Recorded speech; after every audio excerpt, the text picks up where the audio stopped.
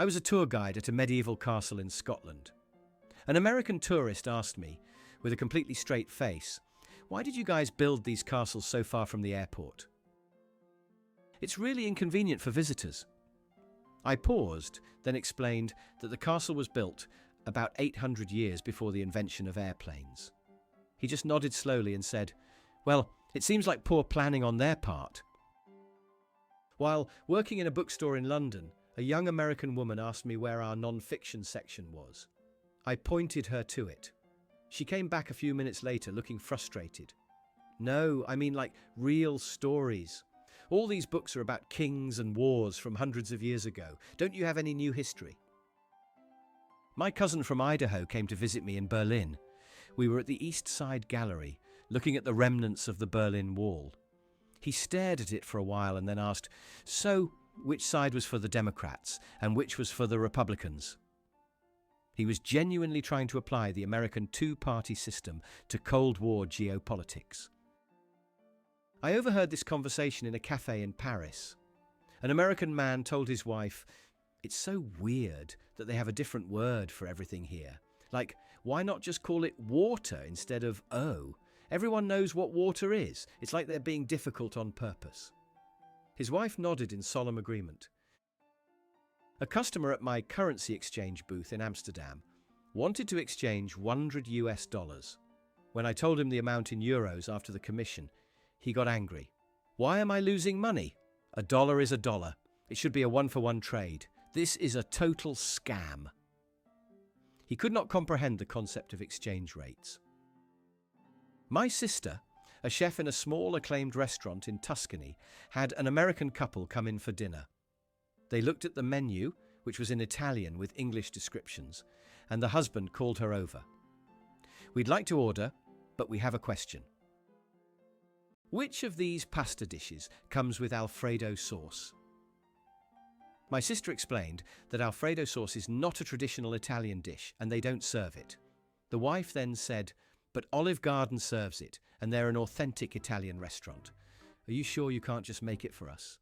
It's just butter, cream, and cheese." On a tour of the Roman Forum, a tourist from the States asked our guide, "This is all very impressive, but where are the statues of the founding fathers? Didn't they help build this?" The guide had to gently explain that Washington and Jefferson lived about 1,100 years after the fall of the Roman Empire. My friend works at a high-end hotel in London. An American family checked in and immediately complained about the size of their family suite, saying it was smaller than their master bedroom back in Texas. The father then demanded to know why the hotel didn't have a proper air conditioning system, pointing at the modern, silent climate control unit. "I can't hear it working," he insisted. "In the States, the AC roars, so you know it's on. For what I'm paying, I want to hear that cold air blasting." How else am I supposed to know I'm getting my money's worth? They asked for a box fan to be brought to the room, just for the noise. I was on a train from Florence to Rome, sitting next to an American family.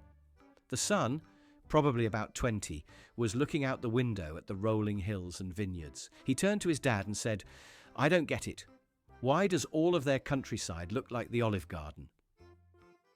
My friend works at a hotel in Sydney, Australia. A guest from Texas called the front desk in a panic. "There's a weird-looking bird on my balcony making a horrible noise." My friend asked him to describe it. It was a kookaburra. The guest then asked, "Can you send someone up to shoot it? In Texas, we'd just shoot it." An American exchange student in my class in Spain insisted that she didn't need to learn Spanish. Her reasoning was, everyone important in the world speaks English. If they don't, it's their problem, not mine. It's the universal language, so I'm already doing my part. She failed the course. At a wildlife sanctuary in Costa Rica, a woman loudly complained that the sloths were boring. She told the guide, "You should really teach them some tricks or something. They just hang there. It's not very entertaining for the price we paid. At SeaWorld, the dolphins do flips." An American I met in a hostel in Prague was convinced that the Czech Republic was a brand new country. It's so cool that you guys just like started a country. What was here before? Was it just empty land? He had absolutely no concept of Czechoslovakia or the history of the region.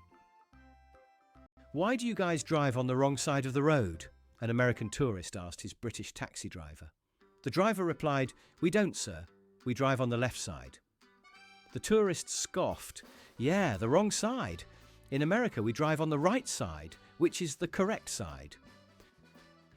A student in my international relations class argued that the United States should not have to participate in the United Nations. His logic: we're the leaders of the world. It's not a democracy, it's a we say, you do kind of situation. The UN just slows us down with all its talking. I was working at a cafe in Vienna, Austria. An American couple came in, and the man said very loudly and slowly, "Do you speak English?" I replied in perfect English, "Yes, sir, how can I help you?" He then turned to his wife and said, "See, you just have to be loud and they understand." On a trip to the Great Wall of China, a man next to me said to his son, "It's amazing, isn't it? Just think, the ancient Romans built this to keep the dinosaurs out." I wasn't sure if he was joking, but his son's wide-eyed wonder suggested he was completely serious. An American tourist in Egypt, looking at the pyramids. "I don't get the pointy shape. Seems like a waste of space at the top. If they had made them square, like our office buildings, you could fit way more rooms inside. It's just inefficient design." I was bartending in a small pub in Iceland. An American tourist ordered a beer and then asked me, "So what's the deal with your money? It has fish on it." I explained that fishing is a huge part of Iceland's history and economy. He took a long sip of his beer and said, "You know, you guys should really put something cooler on there, like a volcano or a Viking, or you could just use the US dollar. It would make things so much easier for us tourists, and our money has presidents on it, which is way more respectable than a cod." My friend is a flight attendant. On a flight to Italy, a passenger asked her if the pilot could please avoid flying over the ocean because she had a fear of water. She suggested he could just go the land route from Chicago to Rome. My friend had to get a map to explain why that was impossible. At a restaurant in Mexico City, a woman sent her food back because it tasted too Mexican. She told the waiter, "I wanted tacos, but like Taco Bell tacos. This has all sorts of weird stuff on it. Can you just make it with ground beef, yellow cheese, and a hard shell?" A man on a tour of the Vatican asked if the Pope had to pay property taxes on all this. He then followed up with, "And what's the security deposit like? Because this place is huge, must cost a fortune to rent." He seemed to think the Pope was leasing the Vatican City. I overheard a tourist at a beach in Greece complaining about the sand. "It's so sandy. It gets everywhere. Why don't they import that special sand that doesn't stick to you? They have it in Florida. It's much better for the tourist experience." An American in a German supermarket was holding a carton of eggs and looking confused. He asked an employee, "Why are these eggs not refrigerated? Are they all bad?" He refused to believe that in many parts of the world, eggs are sold at room temperature and are perfectly safe. So Africa is really hot, right? Like all of it, all the time. This was asked by a college-educated adult who was planning a trip to Cape Town, South Africa, for the middle of their winter. She didn't pack a single jacket. A tourist at Stonehenge asked the guide, "When are you guys going to finish building it? It looks like a construction site that's been abandoned for ages." The guide just sighed and said, "We're working on it, madam. Budget cuts." My Canadian friend was asked by an American, "What's it like celebrating American Thanksgiving up there in Canada? Do you guys also have a big parade and watch football?" He had to explain that we have our own Thanksgiving on a different day for different historical reasons. In a pub in rural Ireland, an American tourist asked the bartender to turn the channel to a college football game. The bartender explained they only had channels showing soccer and rugby. The tourist replied, "But it's Saturday. everyone in the world watches American football on Saturdays. A woman on a tour of Pompeii was visibly disappointed. She asked the guide, "So the volcano erupted and everyone died? That's it? I thought this was supposed to be a romance story, like that movie Titanic. It's actually just a bunch of old, broken buildings. Kind of a bummer." An American businessman in Japan was furious that his hotel room was so small. He told the manager, "I'm an American, I need space. This is a closet, not a room. Don't you know that everything is bigger in America? You should design your rooms to our standards if you want our business." I was in Norway and met an American who was shocked that the sun was still up at 10 p.m. He asked a local, "Don't you guys have like a government-mandated bedtime for the sun? It must be so confusing for your bodies. How do you know when to sleep?" A tourist at the Dead Sea asked the lifeguard, "If I drink the water, will I be able to float in a regular pool later?" He seemed to believe the high salt content would permanently alter his body's buoyancy. An American exchange student in Australia was terrified of drop bears, a mythical creature locals tell tourists about. He wore a bicycle helmet everywhere for a month and tried to smear Vegemite behind his ears, as he was told it was a repellent. At a market in Morocco, a tourist was looking at a handmade leather bag. He asked the artisan, "This is nice, but can I get it on Amazon? I have Prime, so the shipping would be free." The artisan just stared at him blankly. A man on a tour of Iceland asked the guide, "So, if Greenland is icy and Iceland is green, why didn't they just switch the names to make it less confusing for everyone?